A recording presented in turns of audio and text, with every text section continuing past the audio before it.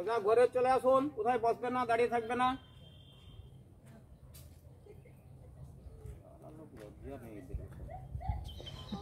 ওইখানে গিয়ে দেখেন না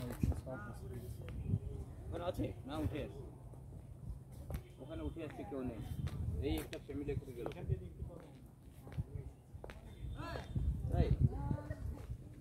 দেখবি পড়ে না যায়।